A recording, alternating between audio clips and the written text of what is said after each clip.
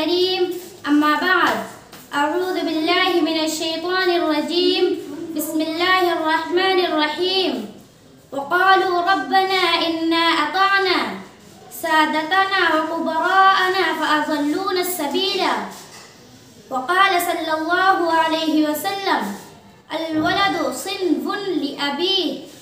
محترم خواتین اسلام، میری آج کی گفتگو فکر انگیز بھی ہے اور سنسنی خیز بھی۔ سب سے پہلے آیت کا ترجمہ پیش خدمت ہے۔ جہنمی لوگ جہنم میں جلتے ہوئے یہ کہیں گے، اے ہمارے پروردگار، ہم نے اپنے بڑوں، بزرگوں اور باپ دادوں کی پیروی کی ہے، وہی ہماری گمراہی کے ذمہ دار ہیں۔ اور حضور صلی اللہ علیہ وسلم نے اپنے ارشاد گرامی میں یہ فرمایا کہ اولاد اپنے والدین کا عکس اور کاپی ہوتا ہے۔ ان دونوں ارشادات کی روشنی میں آج کے میرے سوالات کچھ عجیب اور تلخ ہو سکتے ہیں، مگر سوالات اتنے معقول ہیں کہ آپ کو ان کے جوابات تلاش کرنے ہی پڑیں گے۔ محترم خواتین اسلام، آپ سب بھی یہ مانتی ہیں اور سارا زمانہ اس حقیقت کو تسلیم کر چکا ہے کہ بچیاں وہی کرتی ہیں جو اپنی بڑی بزرگ خواتین، ماں، دادی، پھوپھی، چچی، بڑی بہن وغیرہ کو کرتا ہوا دیکھتی ہیں۔ بچیاں وہی سیکھتی ہیں جو اپنے بڑوں کو کرتا ہوا دیکھتی ہیں۔ بچیاں ویسے ہی بولتی ہیں جس طرح اپنی بوڑھیوں کو بولتا دیکھتی ہیں۔ بچیاں ویسے ہی کپڑے مانگتی ہیں جس طرح ماں، پھوپھی، چچی کو پہنا ہوا دیکھتی ہیں۔ آپ نے دیکھا نہیں کہ جب آپ کے گھر میں کسی بچی کے ہاتھ جب آپ کا میک اپ باکس لگ جاتا ہے تو پھر وہ کس طرح کریم، پاؤڈر، لپسٹک بالوں میں، چہرے پر اور دانتوں میں رگڑ کر اپنا خلیہ بگاڑ لیتی ہے۔ اسی طرح اس بچی نے آپ کو یہ سارا سامان منہ پہ رگڑتے اور لگاتے دیکھا ہے، اسی کی وہ نقل کر رہی ہے۔ اسی طرح جو بچیاں اپنی ماں کو وضو کرتے دیکھتی ہیں وہ وضو کی نقل کرتی ہیں۔ اسی طرح جو مائیں اذان کے وقت اپنے سروں کو ڈھکنے کا اہتمام کرتی ہیں، ان کی بچیاں بھی ماں کی نقل میں ویسا ہی کرنے لگتی ہیں۔ آپ نے غور کر کے دیکھا ہوگا کہ جب آپ مصلی بچھا کر نماز پڑھنے کھڑی ہوتی ہیں تو آپ کے گھر کی چھوٹی چھوٹی بچیاں بھی دوپٹہ ڈھونڈ کر لے آتی ہیں اور آپ کے قریب کھڑی ہو جاتی ہیں اور آپ کی نقل کرتی ہیں، یہاں تک کہ آپ کے ہونٹوں کی حرکت کو دیکھ کر یہ بھی منہ چلانے لگتی ہیں۔ یہ آپ کے گھر کا سب سے خوبصورت منظر ہوتا ہے اور جب منظر آپ کو بھلا معلوم ہوتا ہے تو اس پروردگار کو کتنا پسند آتا ہوگا جس کی بندگی اور عبدیت کی یہ مشق اور ریہرسل ہے۔ اسی طرح آپ کی نقل میں 2 سال کی بچیاں کبھی جھاڑو لگانے، کبھی برتن مانجنے اور کبھی مسالہ پیسنے کی ایکٹنگ کرنے لگتی ہیں۔ گھر کی بزرگ خواتین کو اپنی نوخیز بچیوں کے لیے اس فطری جذبے کا پوری سنجیدگی کے ساتھ استعمال کرنا چاہیے۔ خود نیکیوں کا اہتمام کریں تاکہ بچیاں بھی نیکیاں کریں۔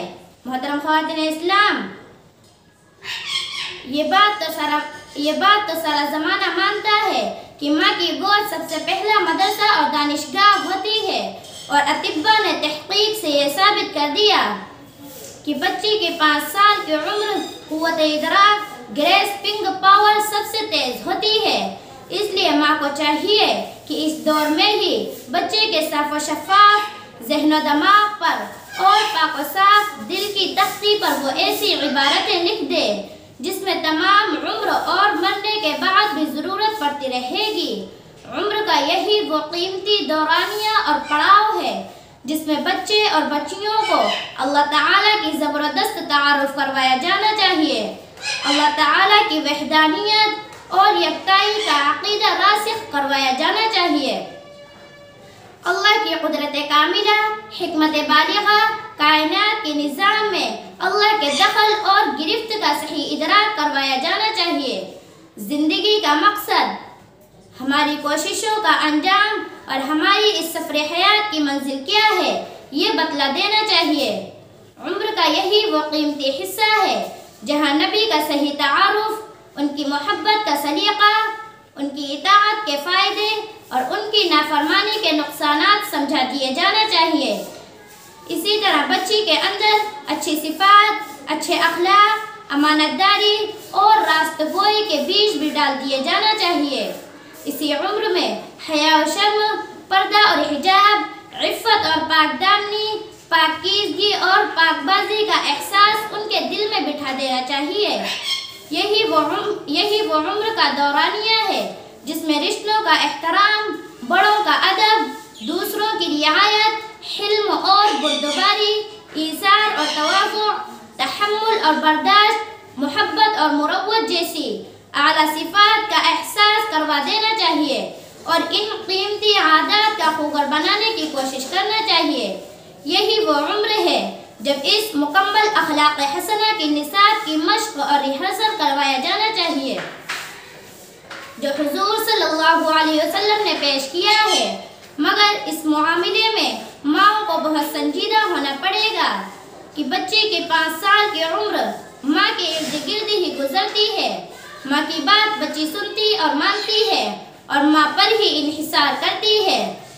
اگر ایک بار اسی عمر میں بچی کے اندر ان صفات کی جھلک سمجھا دینا چاہیے،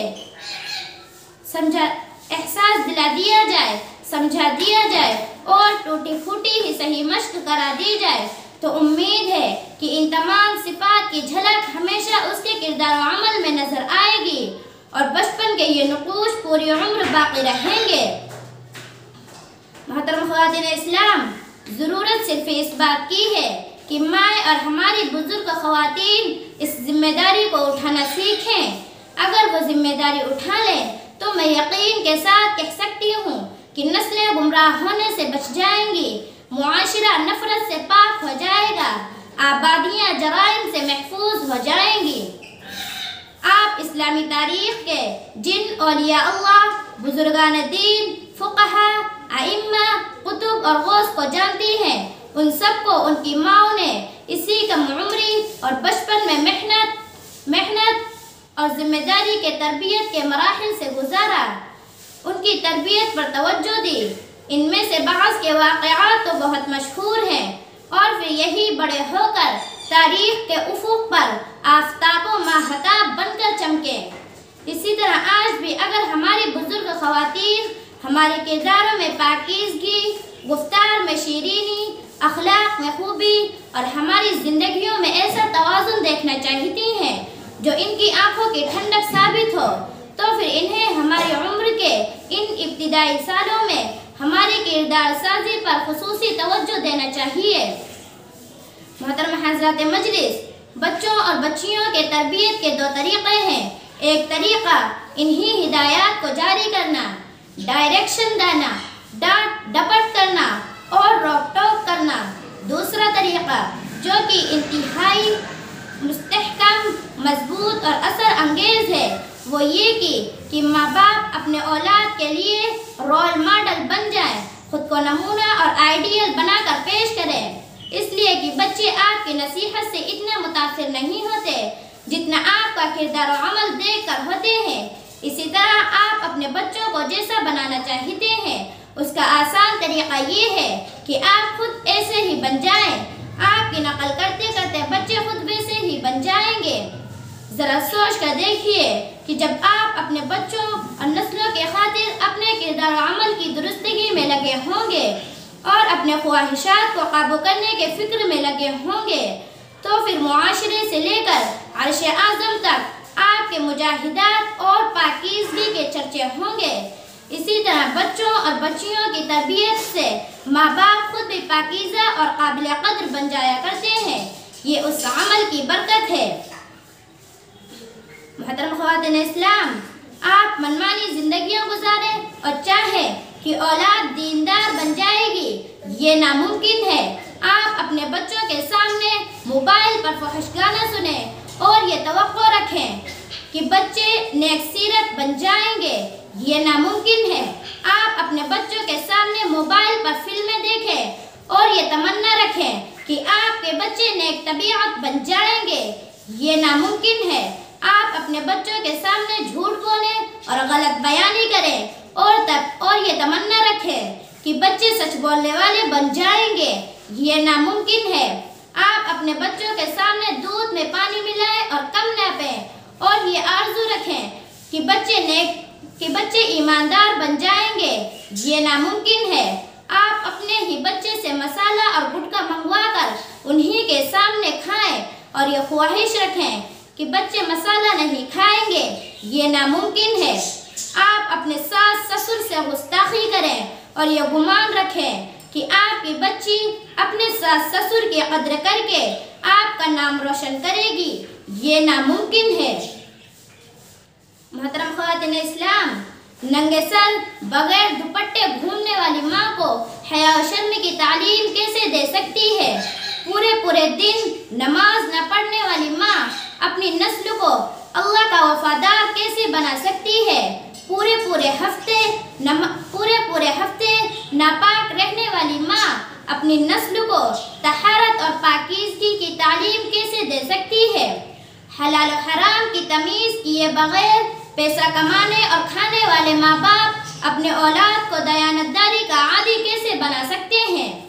محترم خواتین اسلام، یہ میرے ضمیر کی آواز تھی جو میں نے آپ کی خدمت میں پیش کر دی۔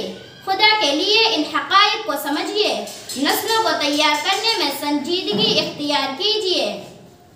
جب تک خود نیک سیرت، با اخلاق، امانتدار، باحیا اور شریعت کی پابند نہیں بنتی تو اولاد کو نیک بننے کی توقع اور آرزو کیسے کر سکتی ہیں؟ اسی مجلس میں میری دست بستہ گزارش و التجا ہے کہ آپ سب اسی مجلس میں یہ وعدہ کریں کہ آپ اپنی نسلوں کو نیک بننے کی سیرت اور خود بھی پاکیزہ اور خود